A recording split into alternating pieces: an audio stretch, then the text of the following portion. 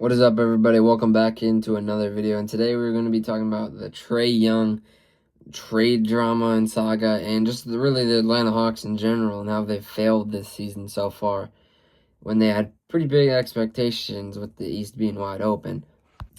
Now, I think people were saying at the beginning of the season that, the East is wide open, right? And I still do agree. There's still many teams fighting with, Tatum out and except more people that are missing time. There also has been quite a bit of injuries, like this Atlanta Hawks team, but we'll get back into that later.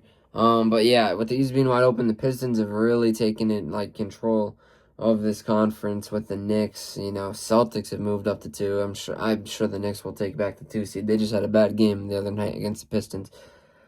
But yeah, Celtics, they've been playing some easy opponents though, but they've obviously beaten the hard ones. Jaylen Brown's playing like an MVP caliber player. I hate to admit it, but he is. We didn't think that, the Celtics would be this good, but here we are. But anyway, we'll talk about that maybe in another video. Today we're going to be talking about Trae Young and him talking about he'd be open to some trades and stuff like that. And I've seen a lot of him could go to the Wizards, which I think he should rather stay on the Hawks than the Wizards. The Wizards he will probably make the team better, but I still don't think the Wizards would be not even a play-in team, if I'm being honest, adding Trae Young. With Alex Sarr and Trae Young, I just don't see that being even a play-in team, let alone a playoff team. So yeah, I definitely think Trae Young should lead this team. He's had 7 years I think there, and they're just failing him and wasting his talent for years now.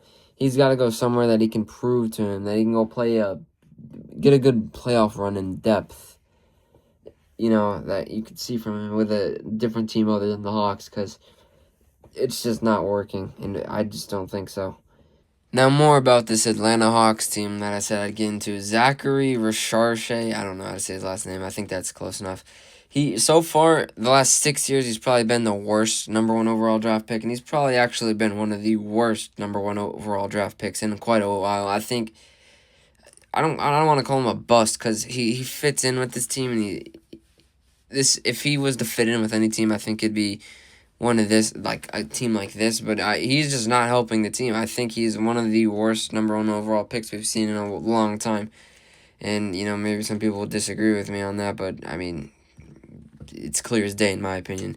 He's not done a lot. This season, he's averaging 10 points, 3 rebounds, and 1 assist this season, which that is, for your #1 overall pick, you'd expect more. You have people #1 overall drafted, such as people like Anthony Davis, Pablo Banchero, Cooper Flag. Those are players I just named that were faces of their franchise, or still are, or going to be the face of their franchise. And let's also talk about this offseason move that the Hawks made to bring in Kristaps Porzingis from the Boston Celtics, and they brought him in, which that was good. That trade, or not trade, I think it was a trade. That trade made people think that the Hawks would be, I don't know about contender, but be a playoff team, maybe a top 6, 8 team in the East, and, make it not be a play-in team, get a spot to the playoffs. And,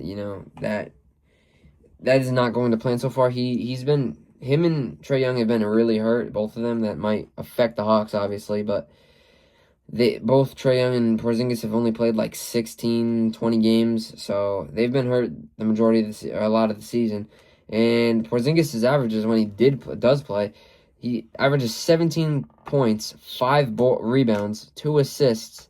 Well, that is, maybe his rebounds for him being tall, it could go up, but in same with assists. But he's putting up 17 points as a big, this is a player the Hawks desperately need on the court to be a playoff team. Same with Trae Young. You need him on the court to be a playoff team. Those are 2 players that you can't have getting hurt. That is going to help you. You need him on the floor, period. That's just how it is. And right now is the time of recording. This Atlanta Hawks team is sitting 17-21 and sitting 10th in the East. This is a team I'm pretty sure I remember. They were top 6 at one point in this year. They beat my Lakers with basically backups. There was no really notable players on that team, and they beat us by 20, the Lakers. They beat us pretty bad, and I think we had Reeves, Luca. I don't know if LeBron was back then. I can't remember, but yeah, they started off hot, and now they just cooled down and slipping down in the East. I mean, at this point, going forward, I mean, with Trae Young's career, like I said, they've wasted his experience, they've wasted his talent. It's just not working. Honestly, I think they should just clean house and start fresh on a rebuild because this is just not working with the Trae Young era. So, I mean, let me know what you guys think down in the comments, but that's all I got for the Hawks.